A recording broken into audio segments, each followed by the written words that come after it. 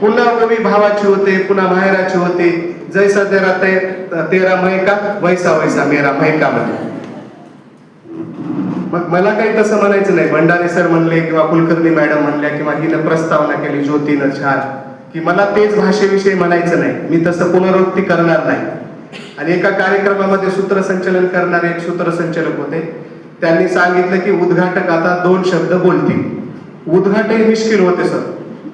मला सूत्रसंचालनाने 2 शब्द का म्हणलेत म्हणल्यावर त्यांनी उठले गेले डायसवर आणि मी उद्घाटन झाले एवढं जाहीर केलं, जाग्यावरून बसले. म्हणजे मी तसंही करणार नाही. 2 शब्द बोला किंवा पालनाने काही बोलणार नाही, मोजकच बोलणार आहे. तुकाराम महाराज म्हणतात, घासावा शब्द, तासावा शब्द, तोलावा शब्द बोलण्यापूर्वी. घासावा शब्द, तासावा शब्द, तोलावा शब्द बोलण्यापूर्वी बोलावे बरे, बोलावे खरे, कोणाच्याही मनावर पडू नये चारे. शब्दामुळे दंगल, शब्दामुळे मंगल, शब्दाचे हे जंगल जागृत राहावं. थोडक्यात समजणे, थोडक्यात समजावणे, मुद्देसूद बोलणे ही संवाद कला. थोडक्यात समजणे, थोडक्यात समजावणे, मुद्देसूद बोलणे ही संवाद कला. शब्दामधून झळकावी ज्ञान कर्म भक्ती, स्वानुभवातून जन्मावा प्रत्येक शब्द, स्वानुभवातून जन्मावा प्रत्येक शब्द. म्हणून जे अनुभव मला भाषेनं दिलं, भाषेनं मला उभं केलं, मी तुमचं कौतुक यासाठी करतो. महाविद्यालयातल्या विद्यार्थिनी सूत्रसंचलन करताय, कोणी परिचय करून देत आहे, ही बाब खूप मोठी आहे मॅडम. आम्हाला विद्यार्थी दशेमध्ये हे मिळालं नाही व्यासपीठ. आणि जे खाली बसलेत ना, त्यांनी इथं येऊन 2 शब्द बोलावं, इथं येऊन 2 मिनिटं बोलावं. ह्या स्टेजचं अंतर खूप कमी आहे, पण इथं आल्यानंतर कुठपासून पाय सळसळ करतात, हात कसे थरथर कापतात ते इथं आल्यावर कळतंय. त्यामुळं खाली बसून गॉसिप करणं वेगळं, पण इथं आल्यानंतरची आणि इथून घडतो आपण. महाविद्यालय, शालेय जीवन ही घडण्याची पायरी आहे आणि तुम्ही इथं मुलं घडवत आहात. म्हणून कोठारी आयोग शिक्षण प्रणालीच्या विकासासाठी नेमला. त्याच्यामध्ये एक सुंदर वाक्य होतं की भारतातल्या वर्गावर्गामधून भारताचं भवितव्य घडत आहे. मी म्हणे DHV सोनी कॉलेजच्या प्रत्येक वर्गावर्गामधून भारताचं भवितव्य घडत आहे. आणि ते घडवण्याचं काम इथले शिक्षक वृंद, इथल्या प्राचार्या, इथल्या संचालिका आणि सगळे आमचे शिक्षकेतर कर्मचारी त्यांच्या परीने योगदान देत आहेत. मी सगळ्यांचं कौतुक आणि अभिनंदन करतो आणि तुमच्या सगळ्यांचं अभिनंदन करतो की प्रत्येक इव्हेंटमध्ये विद्यार्थ्यांनी बोललं पाहिजे. आम्ही बोलतो बऱ्याच वेळेला, मुलं घडली पाहिजेत. पण खंडेलवाल सर आज दुर्दैवानं असं आहे, तुकाराम महाराजांचाच एक अभंग आहे, आम्ही बी घडलो तुम्ही बी घडा ना, असं आहे. मुलं आता काय करतात, बी त्याला जोडतात सर, आम्ही बिघडलो म्हणतात आणि तुम्ही बिघडा ना म्हणतात. म्हणजे ते बी जोडून वापरायचं नसतं, त्यांना माहिती नाही. म्हणजे ते शब्द फार महत्वाचे आहेत बघा. शब्दांनीच पेटतात घरेदारे देश आणि माणसे सुद्धा. शब्दांनीच पेटतात घरेदारे देश आणि माणसे सुद्धा. शब्दच विझवतात आगही, शब्दांनीच पेटलेल्या माणसाचे. शब्द नसते तर पडल्या नसत्या डोळ्यातून आगीच्या ठिणग्या. वाहिले नसते आसवांचे महापूर, आले नसते जवळ कोणी, गेले नसते दूर. शब्द नसते तर, शब्द नसते तर. म्हणून शब्दांची महती आहे. आज शब्द गौरव दिन आहे. आदरणीय विवा शिरवाडकरांचा जन्म 27 फेब्रुवारी 1912 नाशिक जिल्ह्यामध्ये झाला. विशाखा ह्या काव्यसंग्रहाला ज्ञानपीठ हा सर्वोत्तम पुरस्कार मिळाला. आणि नटसम्राटाचं आप्पासाहेब बेलवलकरांचं पात्र हे आमच्या घरचंच आहे, हे माझ्या जवळच घडतं आहे. आताची कृतज्ञ पिढी, आताची आई वडिलांपासून लांब जाणारी मुलं मुली, ते कृतज्ञ पिढीचं लक्षण नाही का, हे सांगणारं नटसम्राट अजरामर नाटक आप्पासाहेबांनी लिहिलं. आणि एका साहित्यिकाचा, एका लेखकाचा, कवीचा जन्मदिवस, मराठी भाषेचा गौरव दिन साजरा होतो, याच्यामुळे आपली महती बोलते. म्हणून त्यांच्या जन्मदिनाचं औचित्य साधून काही भाषेविषयी बोलता येईल का, काही संवादाविषयी बोलता येईल का. खूप कुलकर्णी मॅडम तुम्ही खूप भावनिक कविता व्यक्त केली. कारण लेक वडाची पारंबी, लेक नारळाचं पाणी. लेक वडाची पारंबी, लेक नारळाचे पाणी. लेक सूर काळजाचा जशी तुकोबाची वाणी. लेक सूर काळजाचा जशी तुकोबाची वाणी. आईची भाषा ही मातृभाषा आहे. आईचं स्मरण केलं. ज्याला बाईतली प्रियसी समजली, ज्याला बाईतली प्रियसी समजली, तो राधेचा श्याम झाला. ज्याला बाईतली प्रियसी समजली तो राधेचा श्याम झाला, ज्याला पत्नीतली सीता कळली, ज्याला बाईतली पत्नी कळली तो सीतेचा राम झाला, ज्याला बाईतली पत्नी कळली तो सीतेचा राम झाला, ज्याला बाईतली ताई कळली तो मुक्ताईचा ज्ञाना झाला, ज्याला बाईतली ताई कळली तो मुक्ताईचा ज्ञाना झाला, आणि ज्याला बाईतली आई कळली तो जिजाऊचा शिवबा झाला, ज्याला बाईतली आई कळली तो जिजाऊचा शिवबा झाला. आईविषयीचं उत्तम स्मरण तुम्ही केलं आणि खरंच ही मातृभाषा आहे, ती जपली पाहिजे. पण दुर्दैवानं मॅडम ती कशी वापरावी, त्याचे शब्द, त्याचे बारकावे आम्हाला माहितीच नाही. मॅडम ते क्ष आणि क्ष बद्दल आणि स बद्दल बोलत होत्या त्यांच्या कक्षामध्ये बसल्यानंतर, की या शब्दांचे सुद्धा बारकावे कळत नाही. महाविद्यालयाचा वर्धापन दिन आहे, विद्यापीठाचा वर्धापन दिन आहे, किंवा एखाद्या संस्थेचा वर्धापन दिन आहे, त्या दिनची पहिली वेलांटी असते का दुसरी वेलांटी असते हेच माहिती नाही. पहिल्या वेलांटीचा अर्थ दिन म्हणजे दिवस असा होतो. जर दिला दुसरी वेलांटीला झाली तर तो म्हणजे गरीब, दुबळा, अशक्त, दुर्बल असा होतो. मग आम्ही महाविद्यालय विद्यापीठ दिन दुसरं लिहिलं तर महाविद्यालय दुर्बल आहे का, असा त्याचा अर्थ होतो. आणि तुम्ही क्ष आणि श बद्दल बोलत होता. एक टिप्पणी माझ्याकडे आलेली प्रशासनात आहे, त्याच्यावर पण मी पुस्तक लिहितोय. सरांना सांगितलं कार्यसंस्कृती आणि कार्यानंदावर 13वं पुस्तक होईल ते माझं. आणि एक टिप्पणी माझ्याकडे अशी आली की माझे सबऑर्डिनेट आहेत, परीक्षा विभागातील अमुक अमुक अधिकारी यांना 2 उशांची आवश्यकता आहे, तरी त्या उशासाठी 800 रुपये खर्च आहे, त्याला मान्यता असावी, अशी टिप्पणी होती. ती टिप्पणीमध्ये काही म्हणजे गैर नाही, वाईट नाही, त्या शब्दामध्ये जरासा फरक आहे. ती टिप्पणी 2 उषा होत्या. मी त्यांना बोलवलं की सर म्हणलं तुम्हाला हे पाहिजेच का, ते म्हणले हो पाहिजे म्हणले. मी म्हणलं का हो सर, नाही थोडंसं पाठीला माझ्या त्रास झालाय म्हणले, तर मला लागणार आहे म्हणले. मी म्हणलं ठीक आहे ते घेऊ आपण, 800 रुपये काय खर्चायला आपल्याला वावगं नाही. पण ते उषा लिहिलंय ना म्हणलं, ते उषा षटकोनाचं लिहिलंय तुम्ही, ते उषा शामर्गाचं पाहिजे म्हणलं. 2 उषा आणायच्या कक्षा अधिकाऱ्यांना म्हणलं अवघड होईल का नाही, 2 उषा पाहिजे आहेत कक्षा अधिकारी यांना. मग मी त्यांना बसवून घेतलं आणि इंदोरीकर महाराजाचं उदाहरण दिलं की इंदोरीकर महाराज कीर्तन संपल्यावर एका महिलेच्या घरी गेले आराम करण्यासाठी. संध्याकाळची वेळ, आता खेडेगावामध्ये वाहन नसतात, आता सगळीकडे झाले. आणि त्या बाईला म्हणले की आता झोपायची वेळ झाली, बाई उषाला काही आहे का म्हणले. महाराजांना उशी वेगळी पाहिजे होती. ती बाई रडायच लागली. ती म्हणली काय सांगू महाराज, म्हणली उषाचं 10 वर्ष झालंय म्हणले, उषाला 10 वर्षापासून काहीच नाही म्हणले. आणि मोठ्यानं रडायच लागली.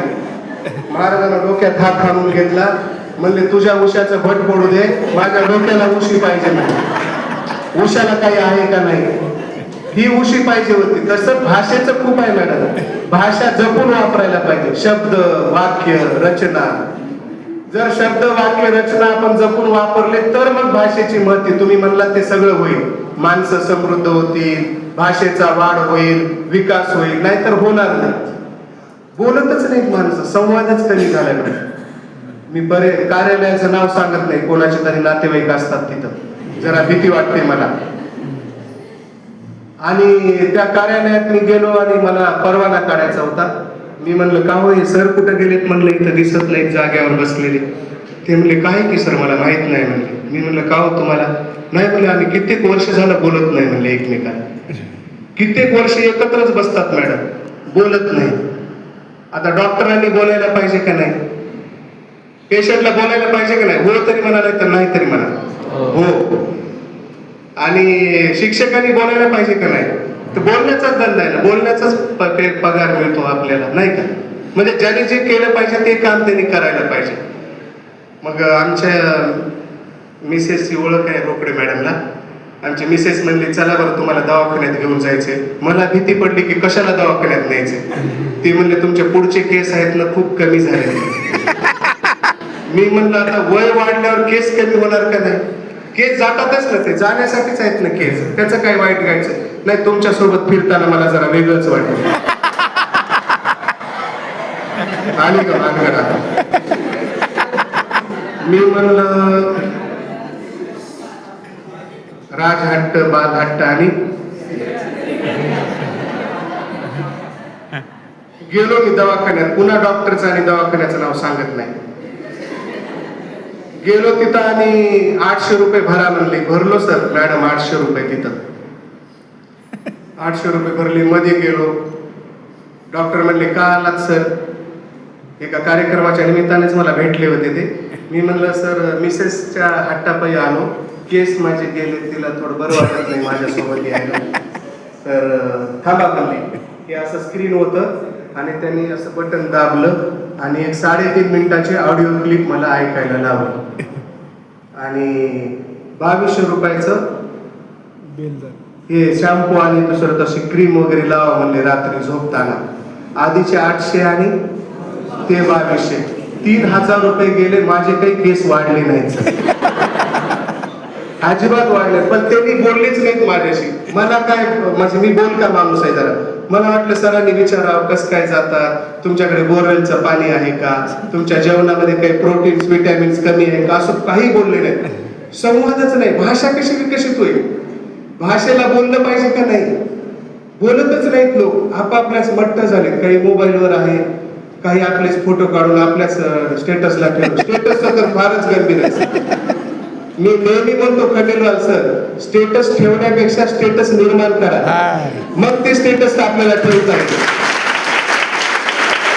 काय ठेवतील सगळं सांगतायत. सकाळी इथं आलो, दुपारी तिथं गेलो, ते संध्याकाळी इकडे होतो, हे इकडं. लोकांना काय करायचं तुमचं? इथं गेलो तिथं गेलो.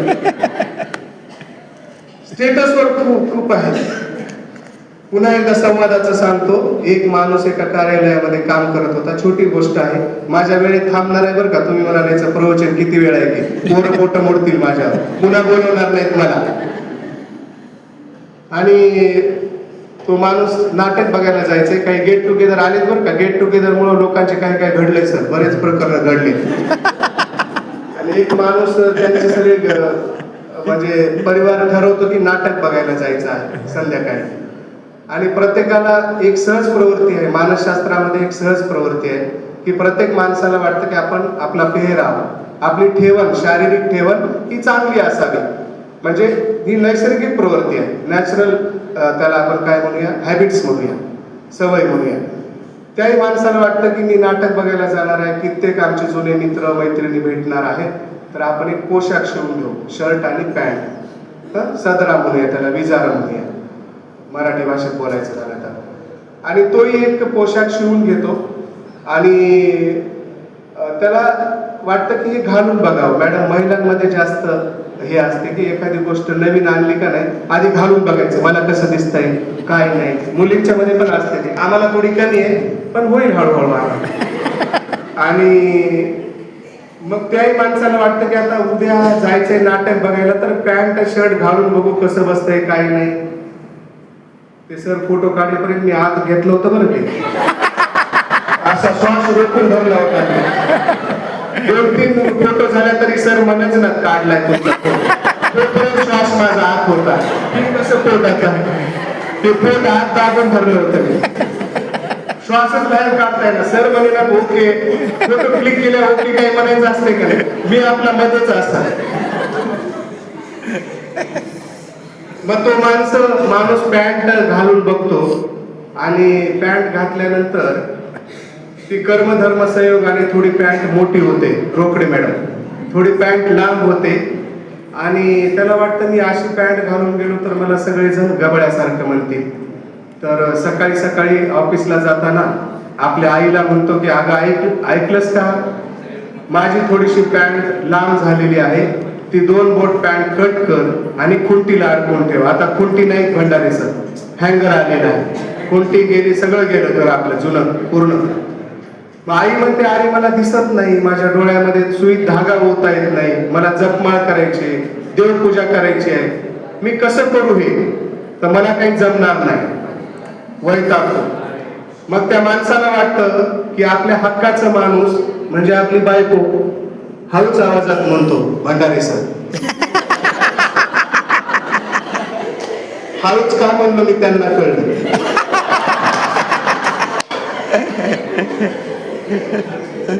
अगं ऐकलंस, अगं ऐकतेस का? तिकडून ऍक्शन अँड रिॲक्शन, आज विज्ञान दिन पण आहे. ऍक्शन रिॲक्शन, रिॲक्शन एकदमच जोरात. काय झालं, काय पाहिजे? अगं माझी पॅन्ट 2 बोट लांब झाली, ती थोडी कट करून ठेवशील का? हळूच आवाज पुन्हा बरं का. तिकडून मोठा आवाज.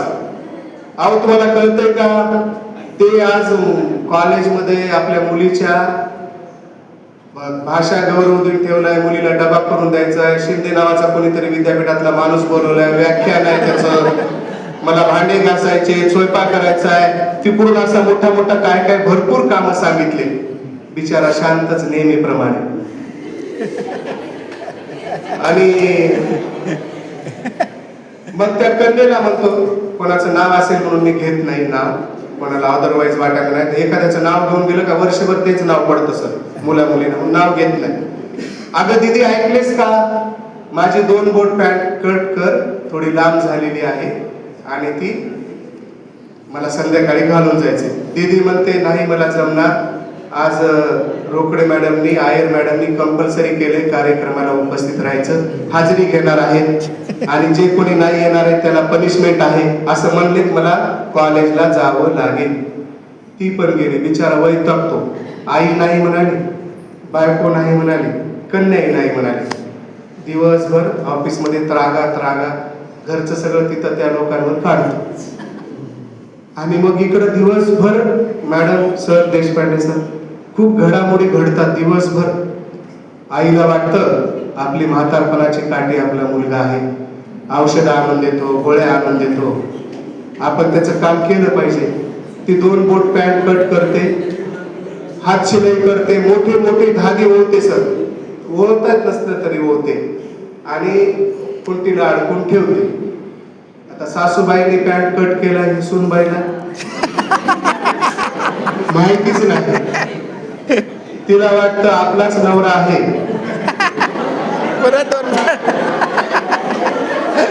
आपल्याला नाही तर काय शेजारीला सांगितलं. तिचं प्रेम अति उतू जातं, तिचं प्रेम अति उतू जातं आणि ती 2 बोट पॅन्ट ऐवजी 4 बोट कट करते. राजा म्हणले आपलेच मिस्टर आहेत, त्याने चांगलं दिसलं पाहिजे, चांगलं दिसलं पाहिजे असं तिला वाटतं आणि ती 4 बोट पॅन्ट कट करते. सासूचा सुनेशी संवाद नाही, सुनेचा सासूशी नाही. कन्या धावत पळत येते, काय त्या माणसाने लाभवलं म्हणते, भाषण दिलं आपलं, वेळ आमचा घेतला, महत्वाचा प्रॅक्टिकल परीक्षा आहे, थेअरी परीक्षा येणार आहे आगामी. कन्या येते धावत पळत कॉलेजवरून, वडील आपल्याला पाठवतात महाविद्यालयामध्ये, आपल्या शिक्षणाचा खर्च पेलतात, वडिलांचं ऐकलं पाहिजे. तिचा आईशी संवाद नाही, आजीशी नाही. ती येते, पॅन्ट घेते, 2 बोट पॅन्ट कट करते, खुंटीला अडकून ठेवते. 2 अधिक 2 अधिक 4 अधिक 4 8 बोट पॅन्ट कट होते त्या माणसाची. बिचारा वैतागून वैतागून वैतागून घरी येतो आणि संध्याकाळी जायचं म्हणून पॅन्ट घालायला बघतो. मॅडम त्या पॅन्टीचा बरबडा झालेला. कुटुंबामध्ये संवाद नाही, कुटुंबाचा बरमुडा झाल्याशिवाय राहत नाही.